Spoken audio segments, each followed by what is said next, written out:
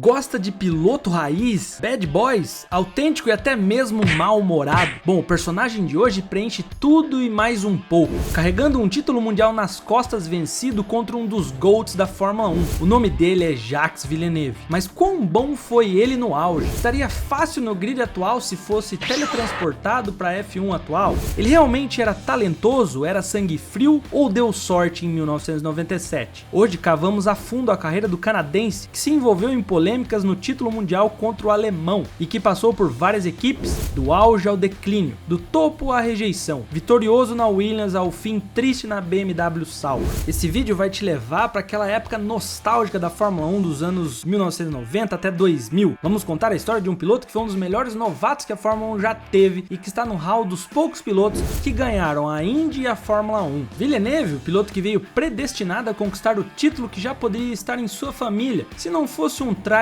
acidente lá em 1982. O piloto que chegou causando e voou alto, mas depois caiu de desempenho até sair da Fórmula 1 de forma melancólica. Literalmente ele foi ao auge à rejeição, isolado e esquecido campeão. Mas como ele desbancou Schumacher, o piloto corredor raiz, que é tudo ou nada, corre com emoção e não tem problema em falar o que pensa e ser debochado. O piloto cantor e único canadense a ser campeão.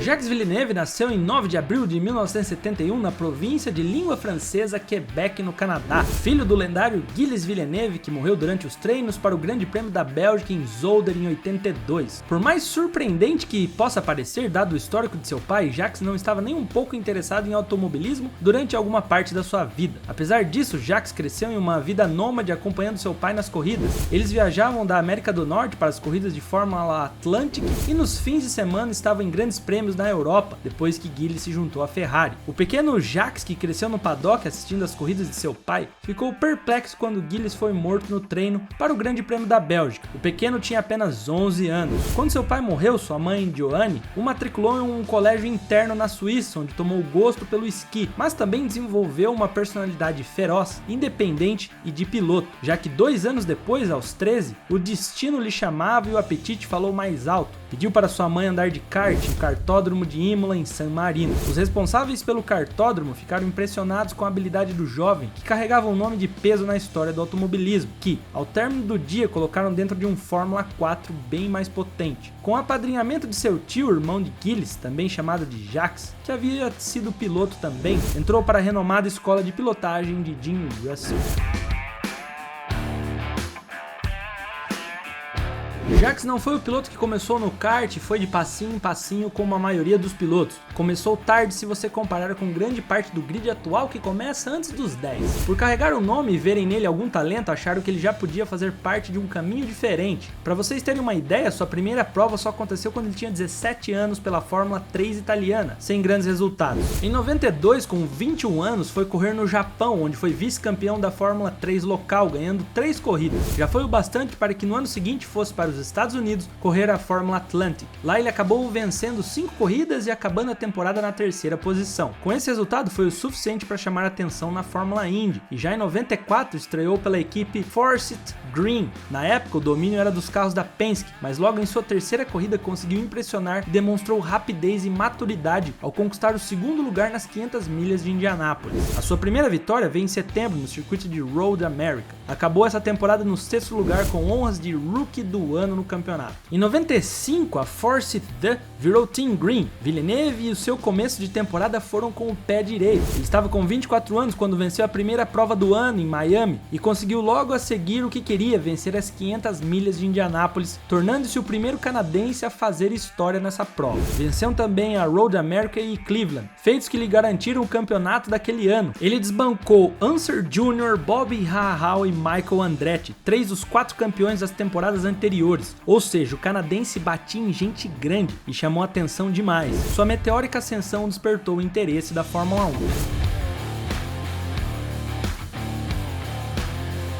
Por conta da história do pai e como ele era um herói para a Ferrari, se pensava que quando Jacques fosse para a Fórmula 1 seria pela equipe de Maranello, mas seu início foi na Williams, que era na época uma das equipes mais fortes do grid, nas FW18 e FW19. E novamente ele chegou com os pés na porta e impressionou rápido e de fácil adaptação. Na sua primeira corrida ele já deixou sua marca. Era o GP da Austrália de 96 em Melbourne. Fez a pole position, liderou até 12 voltas do final, altura em que teve que deixar passar seu companheiro de equipe, Damon Hill, outro filho de campeão, por conta de um problema de óleo no carro. Terminou em segundo, mas a sua exibição tinha relembrado aos velhos tempos o estilo de seu pai. 4 provas mais tarde em Nürburgring, Jacques ganhou a sua primeira prova na Fórmula 1, aguentando a pressão de Michael Schumacher, que naquela época estava logo no início da carreira na Ferrari. Ele ainda ganhou mais 3 corridas, Grã-Bretanha, Hungria e Portugal, local que fez uma ultrapassagem espetacular em cima de Schumi por fora na parabólica. Subiu ainda no pódio 11 vezes, fez 3 pole positions e 6 voltas mais rápidas. Terminou a temporada no vice, com 78 pontos, perdendo apenas para o seu companheiro de equipe Damon Hill. Sua estreia na Fórmula 1 foi tão eletrizante que ocupou todas as conversas do mundo das corridas na época, e que o preparava para um grande duelo no ano seguinte.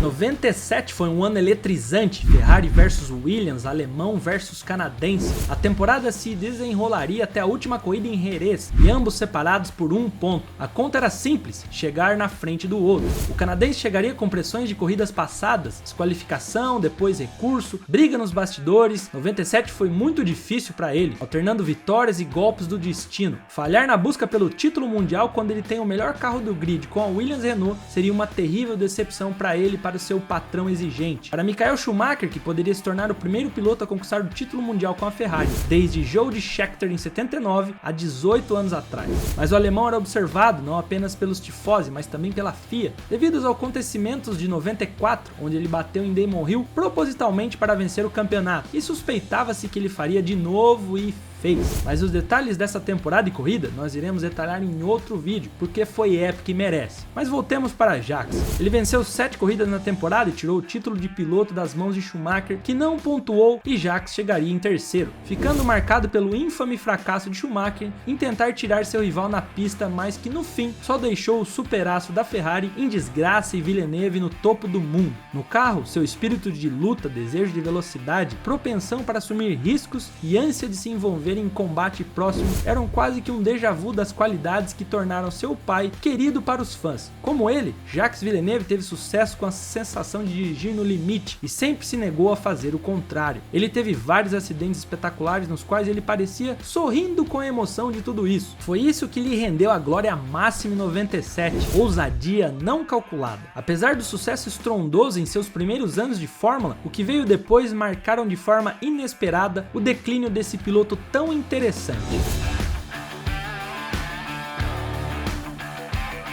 98, a Williams já não estava tão competitiva e apesar de Villeneuve ter guiado bem, ele só conseguiu 2 pódios e acabou terminando a temporada em 5º lugar. Era de se esperar que no ano seguinte ele não renovasse com a Williams e foi o que aconteceu. Villeneuve tomou a decisão de embarcar em uma nova aventura com o time que ele ajudou a construir, a British American Racing, a BAR. Mas não foi lá uma aposta muito acertada, a escuderia lutou bastante com os motores da Supertech e depois com motores Honda, mas nada demais. Para você ter uma ideia, Villeneuve só terminou 3 das 16 corridas da temporada, dá pra imaginar, e pior, ficou ainda sem nenhum ponto no final do ano. Já em 2000, o ano não foi muito melhor, conseguiu marcar apenas 17 pontos, mas não conquistou nenhum pódio ao longo da temporada. O ano seguinte ficou marcado como sendo o último que ele chegou ao pódio da Fórmula 1, foram 2 no GP da Espanha e na Alemanha, mas acabou finalizando a temporada apenas com 12 pontos. Ele ainda ficou mais 2 temporadas na BAR e pontuou apenas 10 pontos entre 2002 e 2003. Antes da última corrida, em 2003,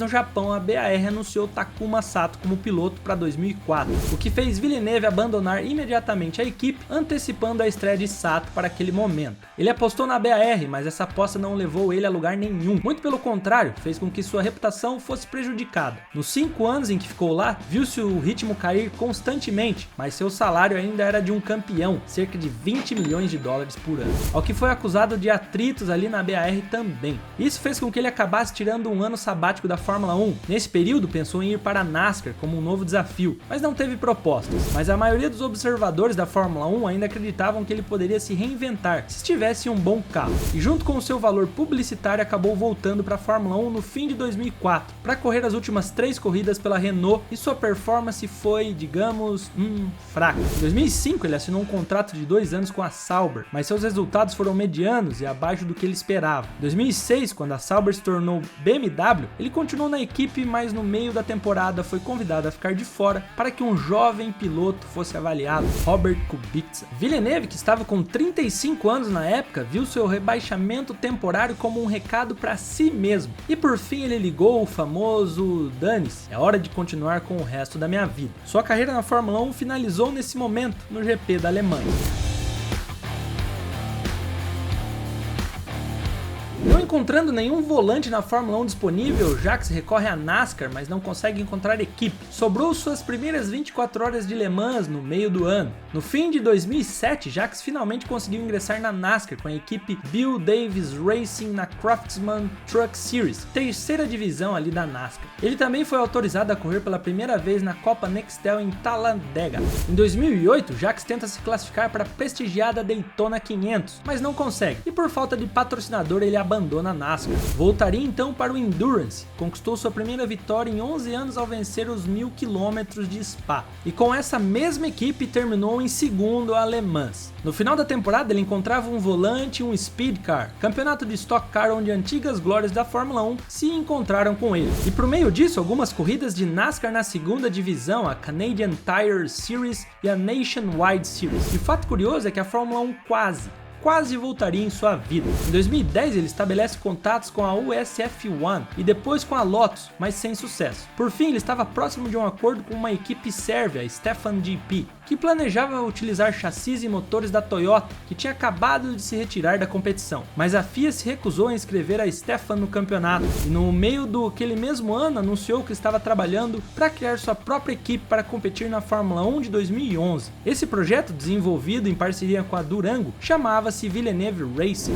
No entanto, o canadense não conseguiu angariar os fundos necessários e a FIA rejeitou a sua candidatura. Era o fim do fim. Villeneuve é uma figura controversa que tem opiniões fortes sobre a Fórmula 1 e que até hoje tem seu respeito e sua voz dentro do esporte. Faz parte inclusive do time da Fórmula 1 de comentaristas em algumas corridas do calendário. A história de Jacques é totalmente contrária de outros campeões isolados como Jenson Button e Rosberg, que passaram anos e anos na Fórmula 1, galgando temporada após temporada, carros melhores, oportunidades e de fato disputar um campeonato e ser campeão por fim. A julgar pelos livros dos recordes, Jacques Villeneuve teve uma carreira na Fórmula 1 peculiar. Ele quase ganhou o título de piloto em seu ano de estreia, o fez em sua segunda temporada, depois foi ladeira abaixo, acabou saindo do esporte. No entanto, a ascensão e queda estatística do filho de um dos maiores heróis das corridas não foi um reflexo preciso de sua habilidade em pilotar, nem os números fazem justiça ao seu impacto como um dos campeões mais pitorescos e controversos. Com uma personalidade distinta, o canadense foi bombástico, uma temporada de estreia já em um carro fantástico, duelando roda a roda com grandes pilotos e mostrou que o apetite por vitórias era real. Derrotou nomes nas duas maiores competições do automobilismo, a Indy e a Fórmula 1, e com poucos anos atingiu seu auge e a prateleira de troféus estava completa. E aí vem a pergunta, ainda se tinha fome para mais? Fez escolhas erradas após a Williams? Ficou pelo dinheiro e glamour?